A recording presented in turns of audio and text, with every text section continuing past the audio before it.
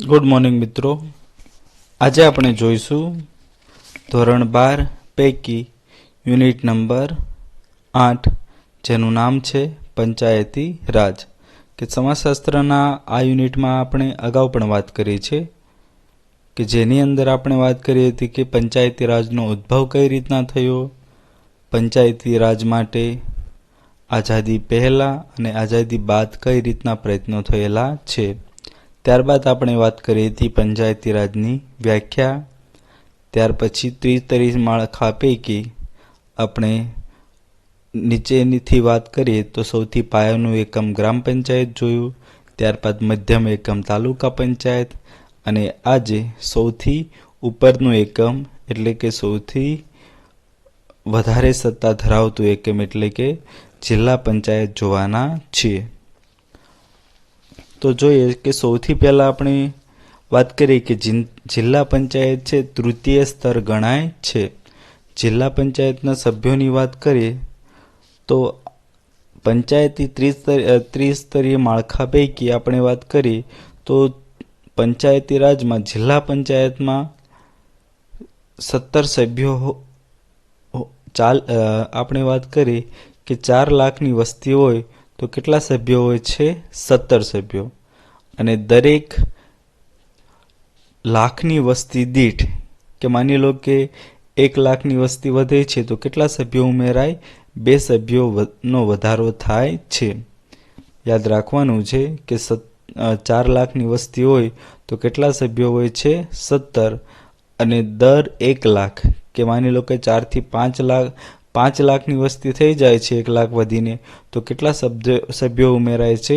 2 સભ્યો। અને કેટલા થઈ શકે છે? 19 સભ્યો થઈ શકે છે।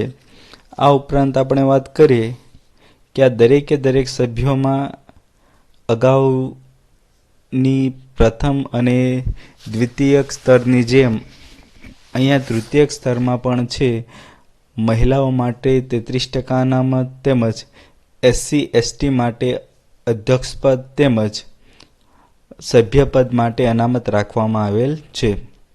અહીંયા એક ખાસ જોવા જેવી બાબત છે કે જિલ્લા પંચાયતમાં બક્ષીપંચ માટે પણ 10% અનામત રાખવામાં આવેલી છે।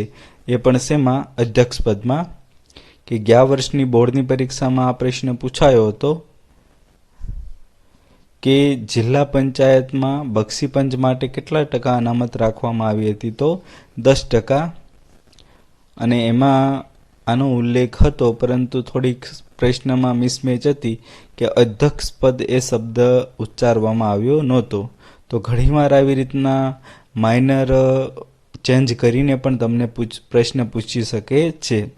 હવે આપણે જોઈએ જિલ્લા પંચાયતનું માળખું અથવા જિલ્લા પંચાયતનું રચનાતંત્ર કે જિલ્લા પંચાયતની રચના કઈ રીતે થાય છે। તો સૌથી પહેલાં જોઈએ એમાં કોણ આવે છે? ચૂંટાયેલા સભ્યો કે જે સભ્યો ચૂંટાઈને આવે છે એ ચૂંટાયેલા સભ્યો છે। તો જિલ્લા પંચાયતના સભ્યોની ચૂંટણી કોણ કરે છે?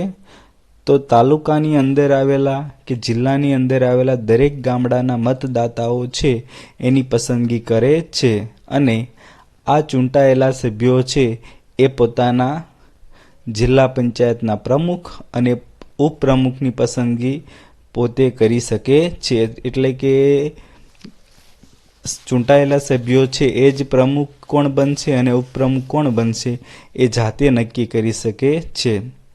ત્યારબાદ આપણે જોઈએ સહસભ્યો અને આમંત્રિત સભ્યો કે જિલ્લા પંચાયતમાં છે ચૂંટાયેલા સભ્યોમાંથી અમુક ચૂંટાયેલા સભ્યો હોય છે એની સાથે સહસભ્યો એટલે કે કોઓપરેટિવ સભ્યો અને સાથે સાથે આમંત્રિત સભ્યો પણ હોય છે। પરંતુ વાત કરીએ કે ચૂંટાયેલા સભ્યો પાસે જેટલા અધિકારો હોય છે એ સહસભ્યો કે આમંત્રિત સભ્યો પાસે હોતા નથી। કે જ્યારે પણ કોઈ મુદ્દા વિશે ચર્ચા વિચારણા થાય છે ત્યારે સહસભ્યો અને આમંત્રિત સભ્યો છે એ ત્યાં મીટિંગમાં ઉપસ્થિત રહી શકે છે, માર્ગદર્શન આપી શકે છે, સલાહ સૂચન આપી શકે છે, પરંતુ અંતે જ્યારે નિર્ણય લેવાનો હોય ત્યારે પોતાનો મત અથવા વોટ આપી શકતા નથી। તો આવી રીતના ચૂંટાયેલા સભ્યો અને સહસભ્યો અને આમંત્રિત સભ્યો વચ્ચે ઘણો ડિફરન્ટ છે કે ચૂંટાયેલા સભ્યો પાસે જે અધિકારો છે એ સહસભ્ય કે આમંત્રિત સભ્યો પાસે હોતા નથી.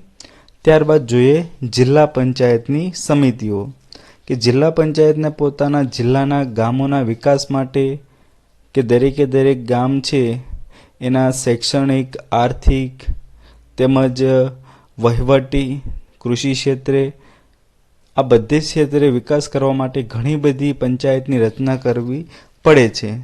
અને આમ જોઈએ આમ કહેવાય છે કે 10 જેટલી સમિતિઓ રચના થતી હોય છે, જેમ કે પાણી સમિતિ છે કે પછી બાંધકામ સમિતિ છે, શિક્ષણ સમિતિ છે.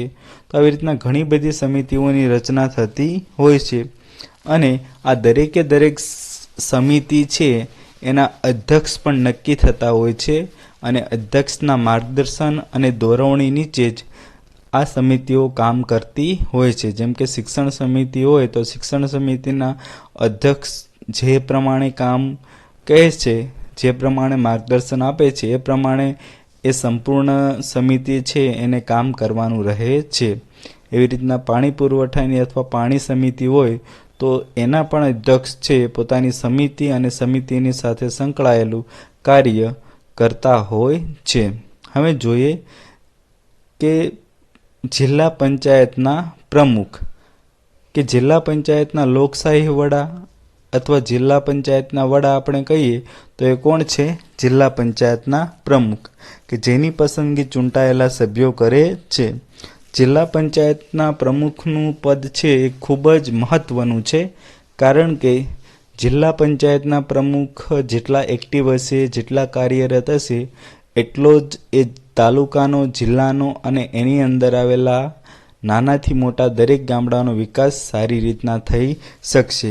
તો આમ જોવા જઈએ તો પંચાયતી રાજમાં આ પદ ખૂબ જ મહત્વનું ગણી શકાય. આ ઉપરાંત આપણે જોઈએ કે જિલ્લા પંચાયત છે એ જિલ્લા પ્રમુખ એ ગ્રામીણ પ્રજાના પ્રતિનિધિ છે. શા માટે? કારણ કે આ જિલ્લા પ્રમુખની પસંદગી છે સમગ્ર જિલ્લાના ગામડાના દરેક મતદાતાએ કરી હોય છે. એટલે જિલ્લા પંચાયતના આપણે કહીએ કે દરેક ગામડાના પ્રતિનિધિ કોણ હોઈ શકે?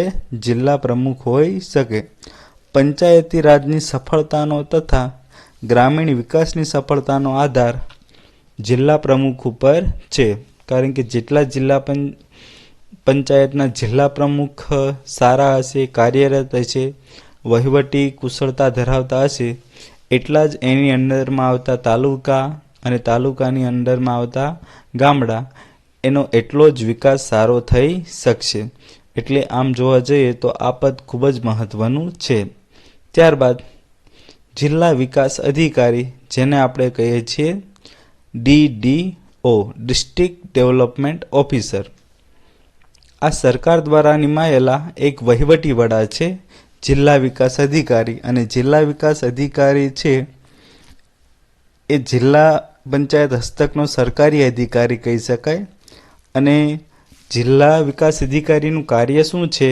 તો ચૂંટાયેલા સભ્યો, જિલ્લા પંચાયતના પ્રમુખ, ઉપપ્રમુખ આ દરેકે દરેક વ્યક્તિને નિયમોની જાણકારી આપવી, એનું માર્ગદર્શન આપવું અને જ્યાં પણ જરૂર પડે ત્યારે એમને મદદ અને માર્ગદર્શન આપવાની જવાબદારી કોની છે? જિલ્લા પંચાયતની રહે છે. ચલો ત્યારબાદ આપણે જોઈએ જિલ્લા પંચાયતના કાર્ય. તો અહીંયા તમારી બુકમાં નથી, પરંતુ આપણે જે પ્રમાણે તમને વિસ્તૃત આપ્યા છે એને શોર્ટમાં મુદ્દા વાઇઝ છે. અહીં 7 પંચાયતના કાર્યો, જિલ્લા પંચાયતના કાર્યો જોવાના છે. સૌથી પહેલું કાર્ય છે વહીવટી નીતિનું ઘડતર અને અમલ, કે સમગ્ર જિલ્લાના ગ્રામ વિસ્તારો માટે વિકાસ નીતિનું ઘડતર તાલુકા અને ગ્રામ પંચાયતો પાસે તેનો અમલ કરાવે છે. કે જિલ્લા પંચાયતનું કાર્ય શું છે? કે વિકાસ નીતિ ઘડવાની, કે વિકાસ કરવા માટે આ કરવું જરૂરી છે, આ કરી ન શકાય. તો આવી રીતના અલગ અલગ વિકાસ નીતિ ઘડી અને એ વિકાસ નીતિ અનુસાર તાલુકા અને ગામ પંચાયત પાસે કામ લેવાની જવાબદારી કોની છે? જિલ્લા પંચાયતની છે.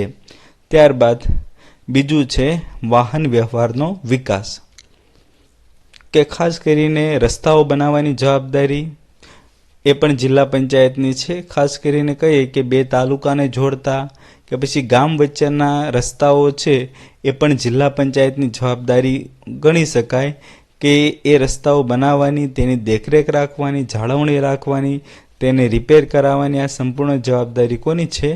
જિલ્લા પંચાયતની છે. ત્યારબાદ છે ખેતીનો વિકાસ, કે પોતાના જિલ્લાના અંડરમાં આવતા જેટલા પણ ગામડા છે ત્યાં જ્યાં ખેતી થતી હોય ત્યાં કૃષિના વિકાસ માટે સિંચાઈની સુવિધા, ખાતરની સુવિધા, ખેતીની આધુનિક પદ્ધતિ વિશે ખેડૂતોને જાણ આપવી, બિયારણની સુવિધા, કૃષિ લોનની સુવિધા, નહેરની સુવિધા, ખેતી માટે વીજળીની સુવિધા, આ દરેક સુવિધા છે એ ઉપલબ્ધ કરવાની જવાબદારી કોની છે? જિલ્લા પંચાયતની હોય છે. ત્યારબાદ ઔદ્યોગિક વિકાસ નીતિને ઘડતર અને અમલ, કે જિલ્લાની અંદર છે હસ્ત ઉદ્યોગ છે, ગૃહ ઉદ્યોગ છે, એનો વિકાસ થાય એના માટે નીતિ એટલે કે નીતિ ઘડે છે, યોજના ઘડે છે અને એનો અમલ કોણ કરે છે? જિલ્લા પંચાયત કરે છે.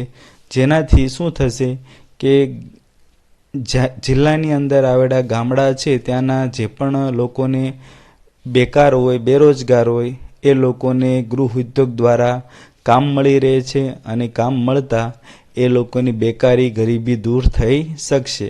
તો આવી રીતના ઔદ્યોગિક વિકાસ માટેની જવાબદારી પણ કોની છે? જિલ્લા પંચાયતની છે.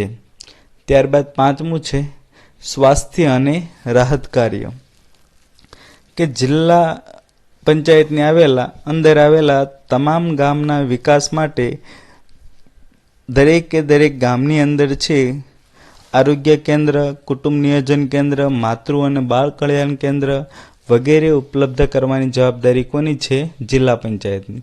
કે દરેક ગામમાં PHC સેન્ટર ઊભા કરવા, માતૃ કલ્યાણ કેન્દ્ર ઊભા કરવા, કુટુંબ કલ્યાણ કેન્દ્ર ઊભા કરવા, તેમજ કુટુંબ નિયોજન કેન્દ્ર, તેમજ જ્યાં તાલુકા હોય ત્યાં પણ હોસ્પિટલની સુવિધા, જિલ્લામાં પણ હોસ્પિટલની સુવિધા, આ બધી જ આરોગ્યને લગતી સુવિધાઓ ઉપલબ્ધ કરવાની જવાબદારી કોની છે? જિલ્લા પંચાયતની છે. આ ઉપરાંત રાહત કાર્યમાં વાત કરીએ તો જ્યારે પણ પૂર, વાવાઝોડું, દુષ્કાળ કે કોઈ કુદરતી આપત્તિઓ આવે છે ત્યારે જિલ્લાની અંદર આવેલા દરેક ગામડાને છે રાહત પૂરી પાડવી, એમનું પુનર્વસન એટલે કે એમને બીજા જગ્યાએ સ્થળાંતરિત કરવા અને એના માટે ડૉક્ટરની ટીમ ઊભી કરવી, જરૂરી સાધન સામગ્રી પૂરી પાડવી, આ દરેક જવાબદારી કોની છે? જિલ્લા પંચાયતની છે. ત્યારબાદ શૈક્ષણિક પાસાનો વિકાસ, કે શિક્ષણ ક્ષેત્રે જિલ્લા પંચાયતની જવાબદારી શું છે? તો દરેક ગામની અંદર પ્રાથમિક શાળા ઉપલબ્ધ કરાવી, આ પ્રાથમિક શાળાની અંદર છે રમતગમતનું મેદાન ઉપલબ્ધ કરાવવું, આ ઉપરાંત શાળાની અંદર છે ખાસ કરીને શિક્ષકોની ભરતી કરવી, શિક્ષકોની બદલી કરવી, તેમજ શાળાની અંદર શૈક્ષણિક કાર્ય કે બીજી પ્રવૃત્તિ કઈ રીતના ચાલે છે એની દેખરેખ, એનો વહીવટ કઈ રીતના ચાલે છે એનું મૂલ્યાંકન કરવી, તેમજ એનું તપાસ કરવાની જવાબદારી કોની છે? જિલ્લા પંચાયતની છે. આ ઉપરાંત જોઈએ કે જે પણ શાળા છે એની નાણાકીય મદદ કરવી, શાળા માટે જરૂરી છે એ રમતગમતના સાધનો પૂરા પાડવા, આ સંપૂર્ણ જવાબદારી કોની છે? જિલ્લા પંચાયતની છે. ત્યારબાદ સાતમું છે સાંસ્કૃતિક અને રમતગમત ક્ષેત્રે વિકાસ, કે જિલ્લા પંચાયતના અથવા તો જિલ્લાની અંદર આવતા જેટલા પણ ગામડાઓ છે ત્યાં સાંસ્કૃતિક પ્રવૃત્તિ અને રમતગમતનો વિકાસ થાય એના માટે પુસ્તકાલયની સુવિધા, યુવકોનો વિકાસ, મહિલાઓના વિકાસ માટે રમતગમતની સુવિધા, તેમજ જે સુવિધા કરાવવા માટે સાધનો, સામગ્રી જરૂર પડે એ દરેક ઉપલબ્ધ કરવાની જવાબદારી કોની છે? જિલ્લા પંચાયતની. દાખલા તરીકે કોઈ તાલુકામાં સરકારી પુસ્તકાલય બનાવવું છે, રમતગમતનું મેદાન માટે અથવા જીમ માટે સાધનો કે સામગ્રી જોઈએ છે, તો આ સંપૂર્ણ સાધનોની ઉપલબ્ધિ કોને કરાવવાની જવાબદારી છે? જિલ્લા પંચાયતની છે. તો આવી રીતના જિલ્લા પંચાયત છે એક તૃતીયક અને સૌથી મહત્વનું સ્તર ગણી શકાય કે જેના આધારે છે સંપૂર્ણ તાલુકા અને તાલુકાની અંદર આવેલા ગામડાઓનો વિકાસ છે એ સારી રીતના થઈ શકે છે.